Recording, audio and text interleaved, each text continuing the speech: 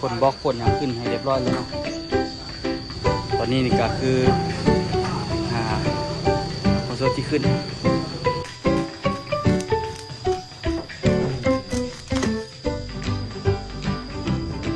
ซ่อมแซมคืนกินข้าวมาแล้วทุกคนเจิดไปไหนพ่อสบายดีทุกคนสบายดีตอนเช้าทุกคนเช้ามื้อนี้ก็สิมาเฮ็ดเวียกต่อก่อเสาห้านเนาะทุกคนเนาะตื่นมาได้เช้าเลยตอนนี้หาก็ตื่นนอนนี่ดีทุกคนทรงผมบ่อาบน้ำอาบท่าแล้วทุกคนตื่นมาก็เฮ็ดเวียกเลยก็เจ็บตีนอยู่ทุกคนแต่มันก็พออยู่ได้ตอนนี้ตื่นแต่เช้ามาเลยเนาะทุกคนเมื่อคืนนี้ฝนตกประมาณตอน4 โมงเช้าตกแห้งอยู่เด้เบิ่งสภาพฝนฟ้าหลังฝน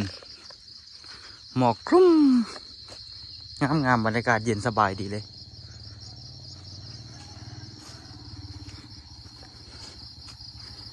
เวลาก็กำลังไปส่งลูกไปโรงเรียน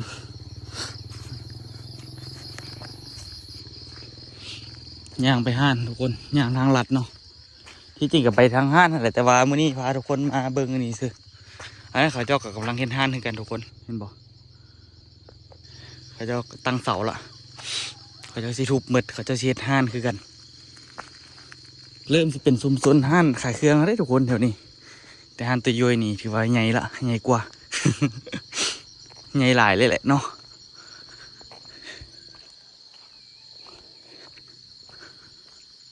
โอ้โหบ่ได้เลย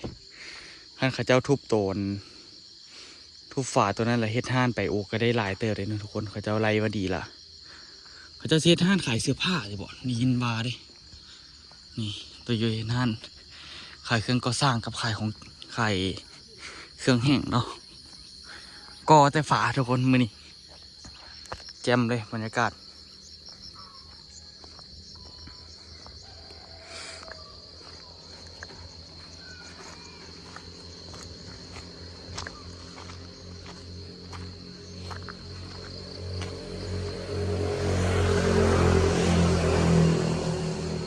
เอาแต่เศร้าเลยสมปูนเรียบร้อยพอดีเนี่ยสมปูนนะบเละตีนั่นเดี๋ยวสิกอให้มันท่วมนี่ทุกคนท่วมเนี่ยผลงานมาช่วยดูเนี่ยผลงานมาช่วยดูเนี่ยทางหลังไม่รู้แน่ก็ซื้อตามเพียกกันแล้วพอบอกเอาตามเพียกเนาะเอาเบิ้งแม่เบิ้งหันดูแน่เบิ้งนี้นะอยู่ทางข้างกันแม่เบิ้งดูเบิ้งบนนี้กับกงถามว่าเป็นอย่างคือกงก็ย้อนไว้จะคือมันเข้ากับปงเยี่ยมนี่น่ะนี่มันเป็นก้าผมจะคักแล่เจ็บตีนเนาะขาหานเนาะ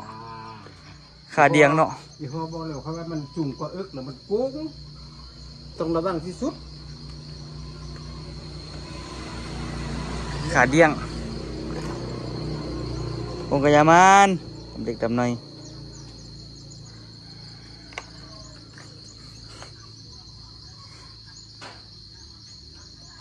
ธรรมดาคันเทตามเพียกก็พอดีหรอกอันนี้มันไปตามมันนะตามวงกบ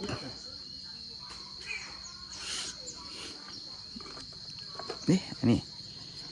นี้มันออกเพียกมันจะออกเพียกนี่แหละฮิตไปในขาเดี้ยงในเมื่อวานนี้เมื่อยนี่ตอนสุดท้ายละ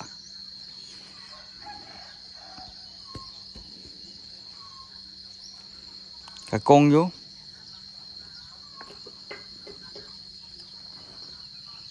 อันนี้นี่ยังบ่ได้เทคานเลยทุกคนนะมันต้องได้เอาไปสุดๆก่อนอ่ะเดี๋ยวบอกอย่างเงาหรอกเดี๋ยวเขาซีเริ่มกอเลยเช้านี้มาแปลงหลังล้านนะทุกคนเนาะกะมันเริ่มขึ้นบ่ได้ละก็เลยเอานี้มาใส่เนาะให้พอสดยางเลยแบบว่ายาวสะดวกโดยกระข้ามมาใส่ทางนี้เอาก้อนเดียวนึงดอกทางนี้ค่อยๆยืดสิเอาบ่หลายเนาะก้อนเดียวซื่อๆแล้วก็ทางนี้ก็มีตัวก็เอาดินบล็อกมาค้ำคันมันสูงขึ้นก็เอาบล็อกมาค้ำอีกอันนึงเรื่อยๆเอาจนกว่ามันสิสุดเทิงพูดเลยเนาะมือนี้แต่เป็นมือที่แบบว่าได้เฮ็ดสูงอยู่พอดีมีผู้ใหญ่ใจดี ให้เงินสนับสนุนมาทุกคนเอามือละ300,000 ไม่สุกบอกว่าจ้างไอ้อ้นมาคือเก่าไม่สุกว่าให้ไอ้อ้นมาคือเก่าให้เรามาช่วยก็ล่ะไม่สุกสิใจายให้คนว่าเด็กก็เลยว่าโอเคโทรอื่นเราแต่ว่าอย่าเราบวางละเพราะว่าเราคือสิเกียมไปเฮ็ดเวียกสวนเราเมื่อกี้โทรไปหาเราว่าเราสิไปขึ้นสวนขึ้นสวนยางเรานะเนาะมันก็เลยแบบว่าเอาถาเบิ้งเนาะตอนแรกมื้อเด็กอะมามื้อนั้นเนาะมื้อนี้ก็เลยว่าสิเฮ็ดต่อไปนี่ก่อเรื่อยๆทุกคนเดี๋ยวตัวเอาปูนเอาอย่างก่อนบล็อกคนอย่างขึ้นให้เรียบร้อยแล้วเนาะตอนนี้นี่ก็คือคอนโซลที่ขึ้น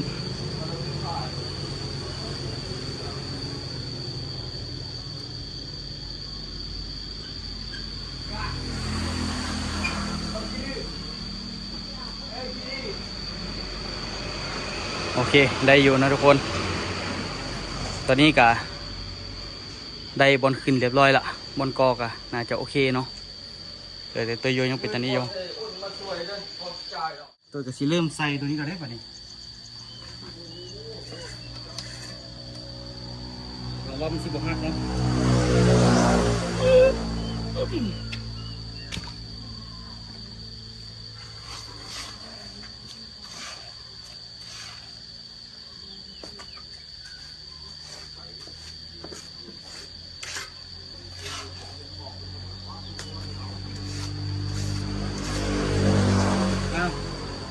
ตัวพิษทางนี่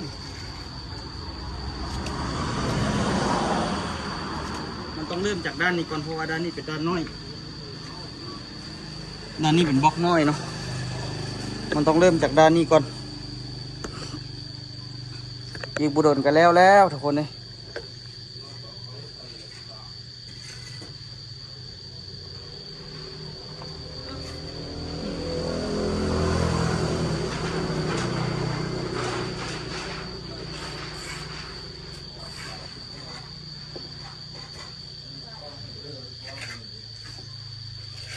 ด้านนี้มันจะใช้ปูนยากนิดนึง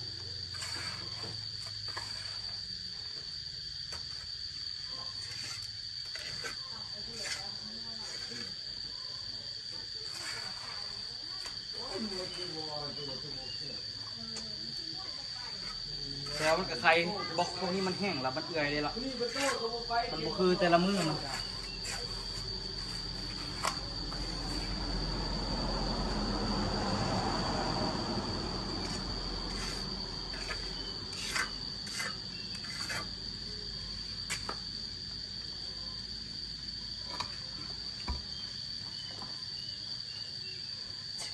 ก็รู้ยิ่งเต็มอกว่ามันเหงา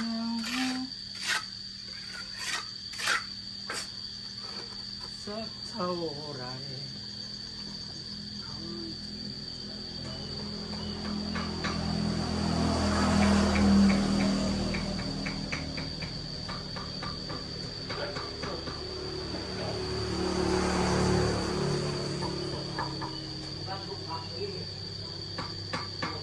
นี่ตัวนี้ดีเพียรขนาด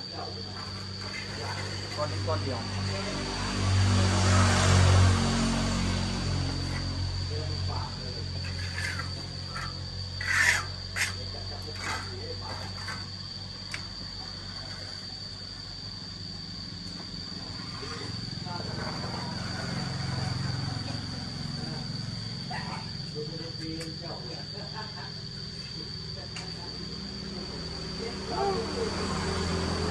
ที่เฮ็ดได้ตัวนี้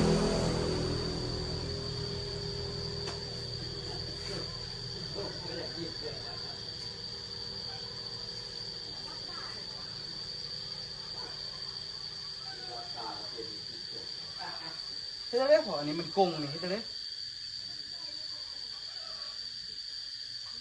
มันมาซื้อหรือแน่เสื้อกันมันไปยุ่งหัวเล็กของนั้นอ่ะ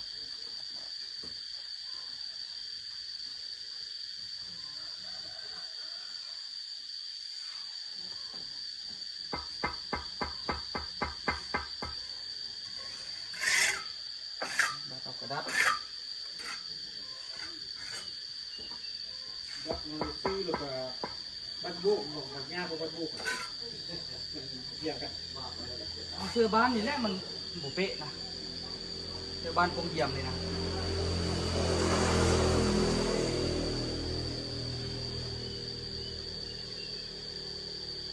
บ้านไม่อย่างวะทางลุมขึ้นหนีเพียกพี่ลึกเหรอ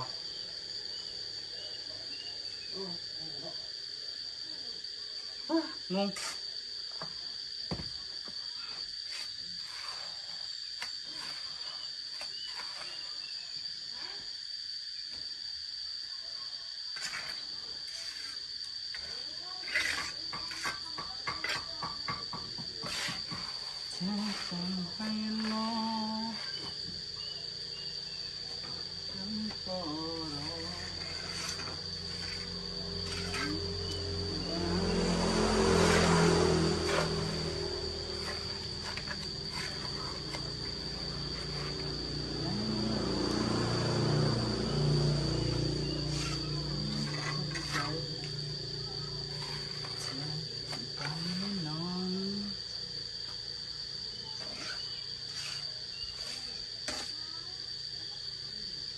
เดี๋ยวค่อยๆปรับก่อนนะตัวนี้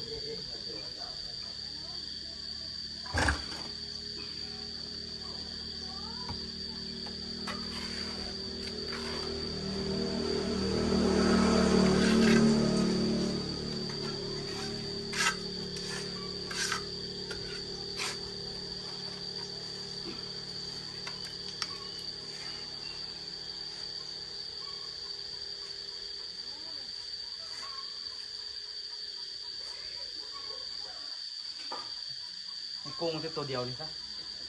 ตัวอื่นมันซื้อเกียบโกงที่ลึกสุดเลย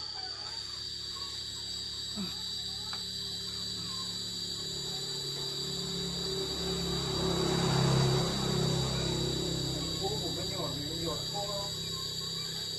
ถึงใกล้แล้วครับก็ตัวนี้หรอ ฮะ เข้า มันบ่อยากเลยอยากอะไรที่ไปกิน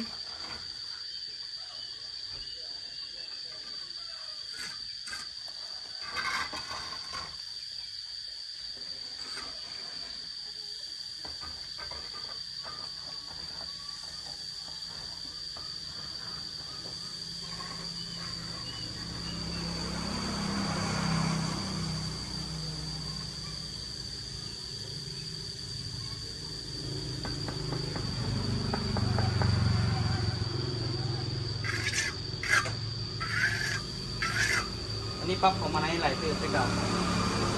ก้อนต่อไปที่ปั๊บไหนค่อยๆปรับมันเอา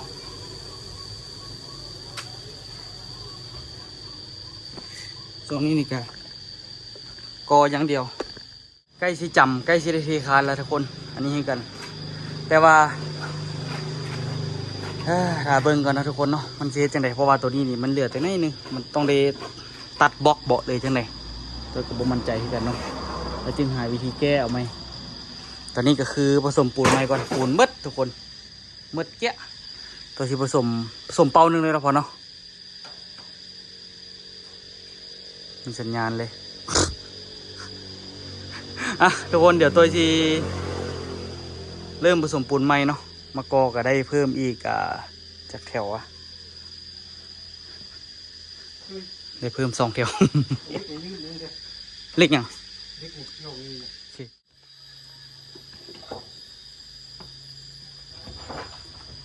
ตายหาปูนมาใส่นี่กัน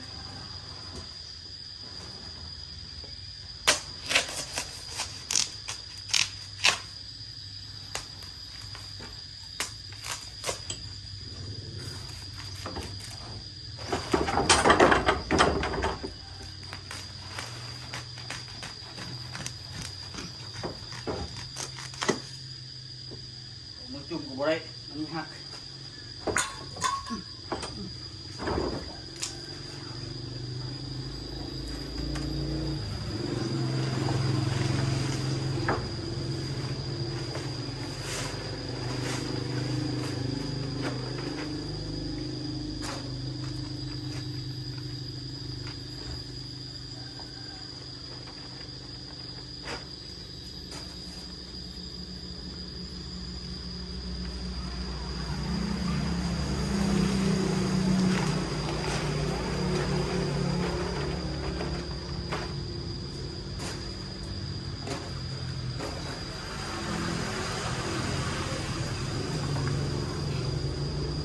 แต่ยกคนอย่างเดียวเลยทุกคน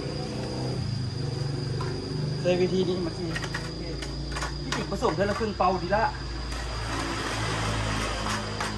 คิดแล้วเว้ยเท่าละครึ่งเป่านี่สะดวก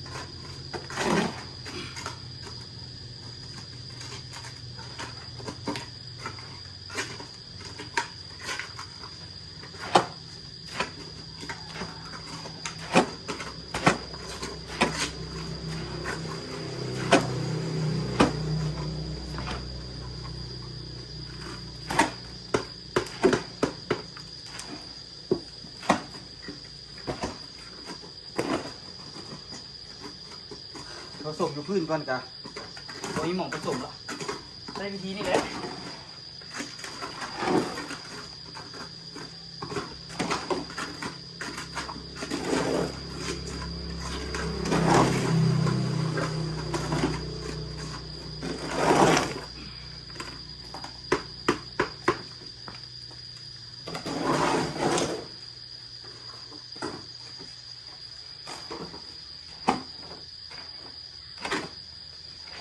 จ้ะรู้สึกว่าวิธีนี้ก็เข้ากันดีอยู่ก็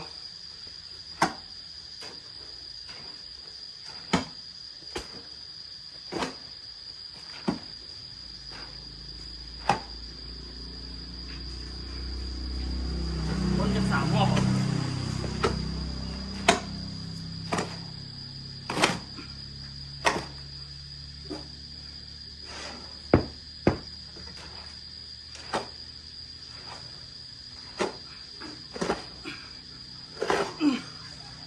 โอ้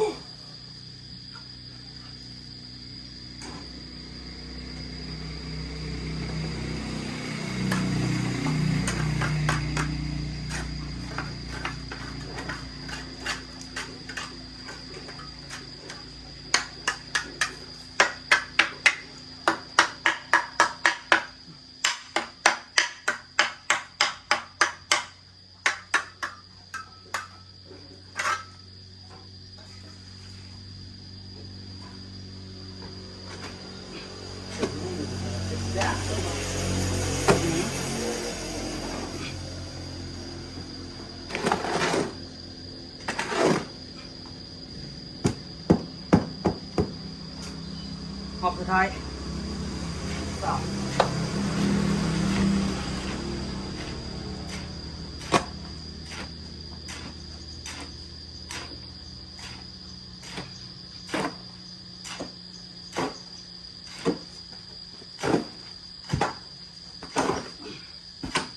โอเค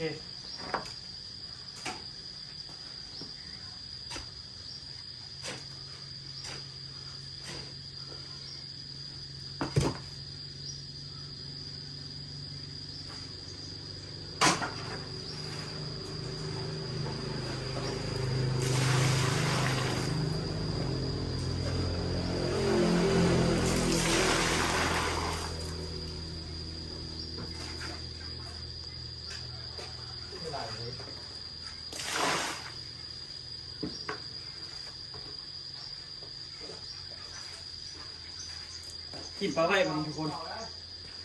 กินปลาไว้เราไปกินข้าวเตรียมตัวเทคานนะทุกคนอันนี้เทคานแล้วก็อีกนิดนึงก็คือสิกอขึ้นแล้วก็จำแล้วก็จบประเทศทุกคนก็ขึ้นแล้วก็เตรียมโบกยังหลายเรียกหลายงานอยู่แต่ตอนโบกนี่ก็คันมีดินน้ำของก็คือสิดีโอ้โหสิมีให้เอาบ่มัดเล็กกันทุกคนมัดเล็กเทคานเนาะเอาเล็กอันนี้มามัดเอาเสื้อสิได้เฮ็ดแต่ละอันบ่ทำมโนราเลย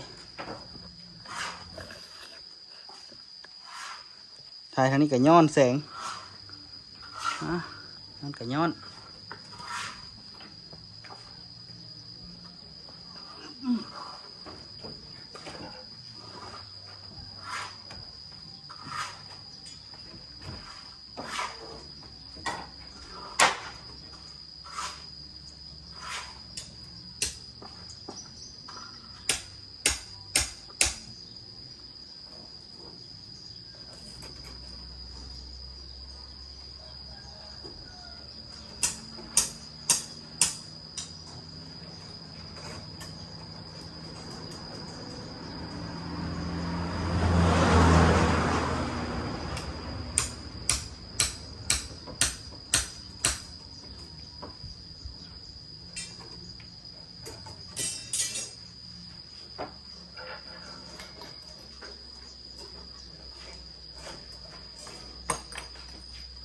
บู๊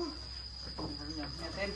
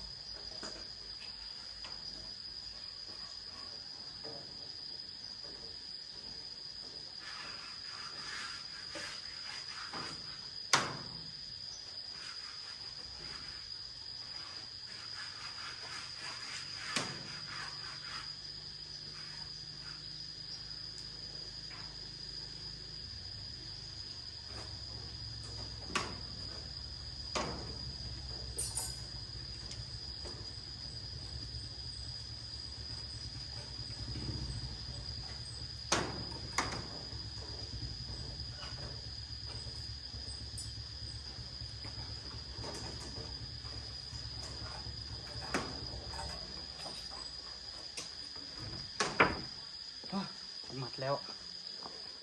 ไปซ่อมแซมคืนกินข้าวมาแล้วทุกคนเจิดไปไหนพ่อมันเจิดไปไหนนี่มันก็เจิดได้หันแหละเพิ่นก็ว่ามันเจิดพิลึกแท้พอว่าได้แล้วเพิ่นก็เลยว่าได้ก็ได้ขนาดเพิ่นเสริมอีกได้หั่นน่ะมืดแล้วก็ตานอยู่ลุมมันน้อยว่ะมึงดูพอเขาจะเฮ็ดได้เด้อพอปูนมันหลายโพดนะพอปูนนี่มันหลายโพดนะอันนี้ก็ยิบมาฮัดเล็กกว่าเดิมเฮ้สามบอลเดี๋ยวให้เราบอลเนี่ยหรอบอลตัวแรกเขาเจอหินแล้วมันก็โก้บ่ได้ก็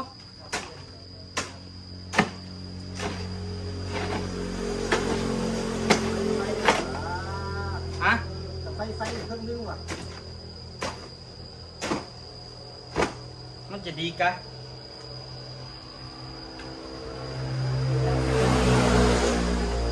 เนี่ยเนี่ย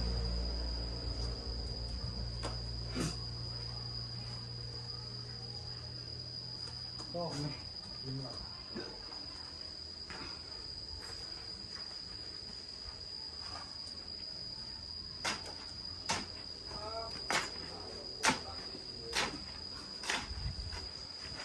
หาวิธีก็ทุกคนผสมปูนแล้วที่ได้เทคานเลยมองเอาปูนเมี่ยงก็ปูนมันหลายโพดเดี๋ยวเอาชิปเนี่ยบุทิมโลกมีแนวไส้หลายแนวอยู่นี่ละเอาหน้าซ้ายกับปูนไว้ใส่เป่าอย่างเงี้ย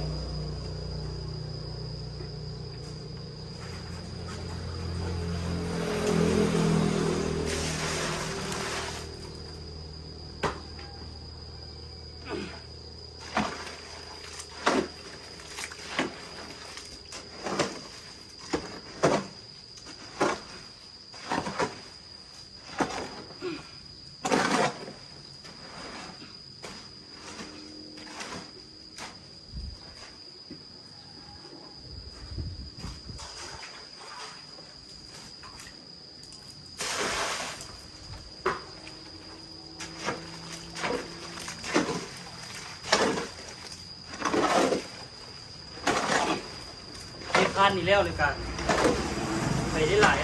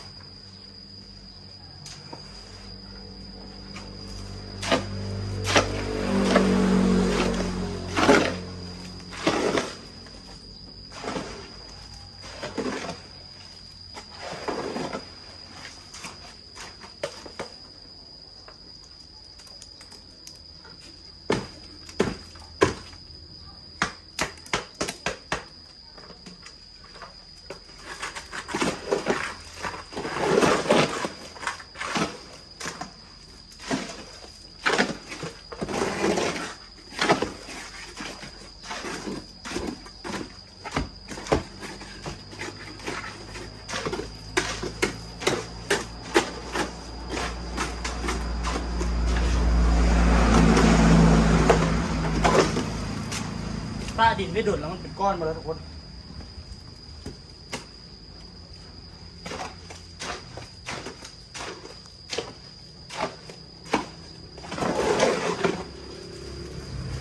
แล้วเดี๋ยวไปเอาหินก่อน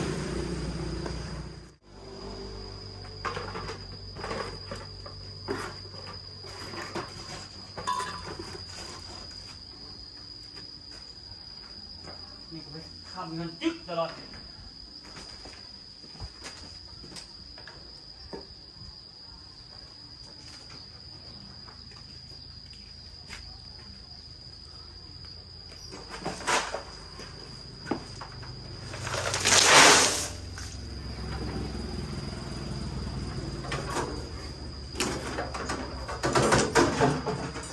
ท่านเน้นแบบพอดีพองามที่ปูนได้ต้องมีพอดี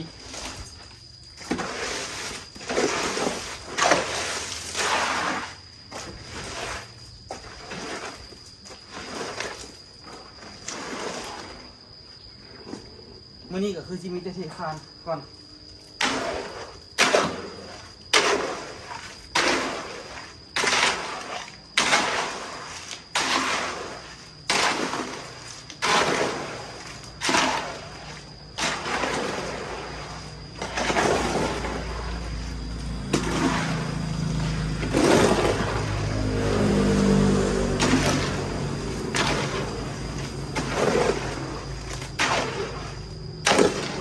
พอดีเป๊ะนะพ่อเนาะ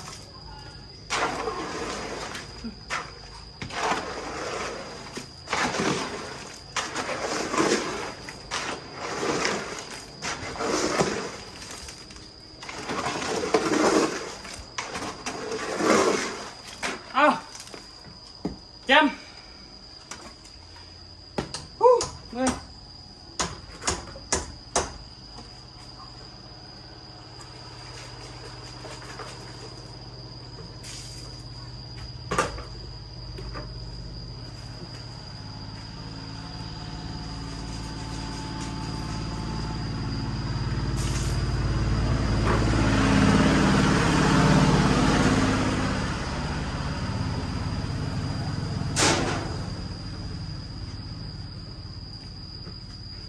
มื่อนี้เทโกอ่ะเทคานในแล้วในนู้นอื่นดิต้องมีฝาตัวหนึ่งกอตัวไหนตัวหนึ่งแกวแล้วเอาทั้งหลังเหลวกันก่อนตัวมันขางก่อน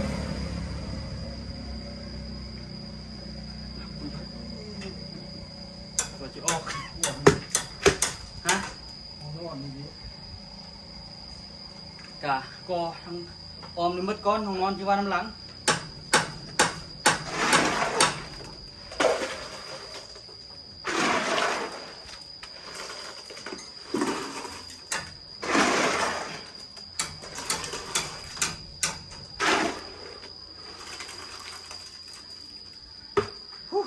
สุดยอดพอดีเป๊ะ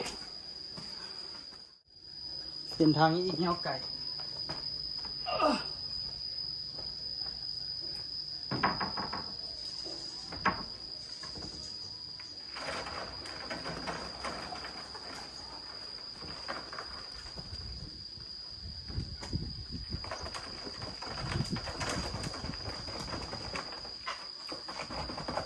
แต่มันเต็มง่ายอยู่นะทุกคน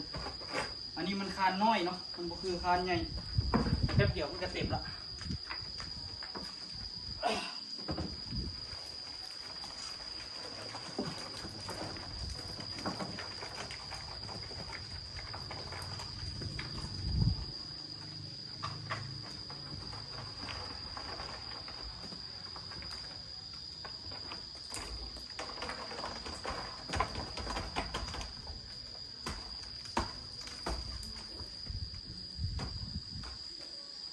้ย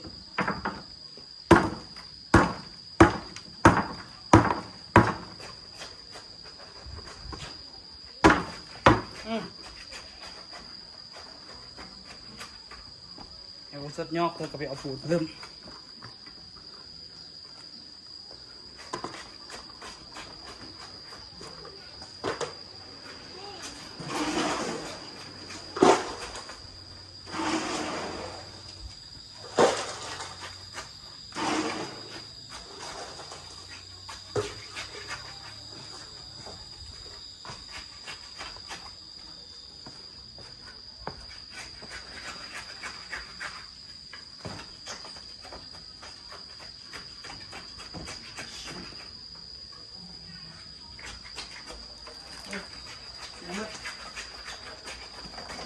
นี่อย่างพอ ว่าพักนั้นมันลุงมันจอมเขา ไม่เลย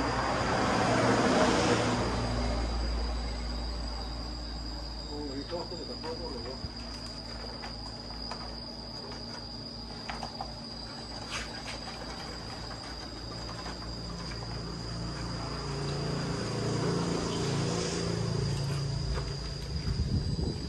ทำไมผมรู้สึกว่ามันไม่ช่วยอะไรเลย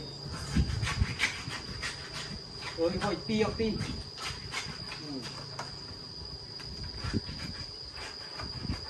โอ้เฮียมัด